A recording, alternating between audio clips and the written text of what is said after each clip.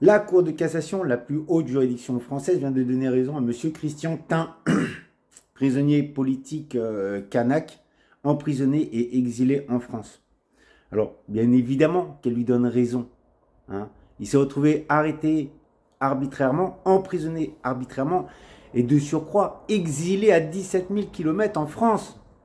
C'est quand même beau, hein, ça ne rappelle pas la belle époque coloniale et la belle justice coloniale. Alors, je crois qu'en matière de garde à vue, elle ne doit pas dépasser 48 heures, en matière de terrorisme 96 heures, quelque chose comme ça. Lui, ce monsieur se retrouve, pas en garde à vue, mais incarcéré, sans procès pour des motifs politiques. Alors, au-delà de ça, on lui reproche d'avoir attisé la haine parmi les émeutiers. Vous savez, au début des émeutes, là.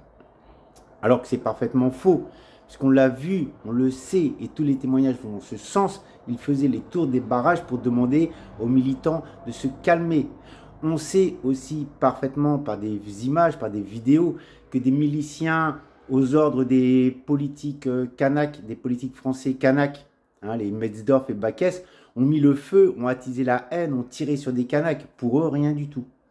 Donc M. Christiantin se retrouve emprisonné depuis plus de 4 mois, sans procès, exilé loin de sa terre, uniquement pour des motifs politiques. C'est un prisonnier politique. D'accord? Alors non seulement la Cour de cassation donne raison à M. Christiantin, mais il va falloir aussi très vite le libérer, le dédommager, voir qui sont les réels responsables des chefs d'accusation dont on l'accuse, parce qu'il y en a d'autres, n'est-ce pas, messieurs les miliciens qui tiraient au Kanak, comme vous avez dit, parce que la chasse au Kanak est ouverte.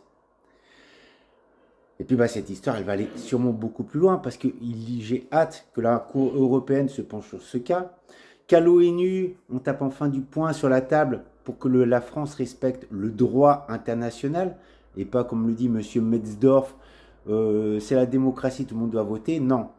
Les gens qui doivent voter pour savoir s'ils veulent être indépendants, c'est le peuple autochtone. C'est pas les colons qui arrivent sur le territoire. Voilà d'où vient la colère, qui a été incitée par des miliciens armés, tueurs de Kanaks, qui ont mis le feu à Nouméa pour attiser la haine. D'accord? Cette histoire, elle ira beaucoup plus loin. Parce que contrairement à ce que croit la France et ce qu'a toujours fait la France, comme elle le fait actuellement en Martinique ou en Guadeloupe, elle fait des micro décisions, de petits sous par-ci, par-là, pour calmer la colère du peuple. Le peuple kanak, il ne se calme pas. D'accord? Et toutes les décisions françaises prises par le lobbying d'un Metzdorf et d'une Backes, descendants de colons dominants qui ne veulent pas lâcher leur domination, et toutes ces décisions sont des mauvaises décisions. D'accord? Alors que les accords de Nouméa, les accords de Matignon avaient amené la paix. Des accords qui, dans l'esprit, amènent à l'indépendance. D'accord? Christian, Bichou, bientôt tu sors avec tous tes acolytes. Bientôt vous serez reçus à Nouméa avec des fleurs et des chants. Et puis, la France, il faut se débarrasser des concrelats, hein. Ils s'appellent Mesdorf et Backes, entre autres. C'est eux qui ont attisé la haine depuis des mois et des mois et des mois. Ils attisent la haine. D'ailleurs, Mesdorf ne s'était pas caché de dire nous irons jusqu'au bout, quoi qu'il arrive. 13 morts. D'accord? Il a voulu faire un passage en force. Ce petit puceau là, hein, voilà, il a gagné son passage en force. Laisse la politique aux hommes un minima intelligents, à défaut d'être honnête. Metzdorf, Backes.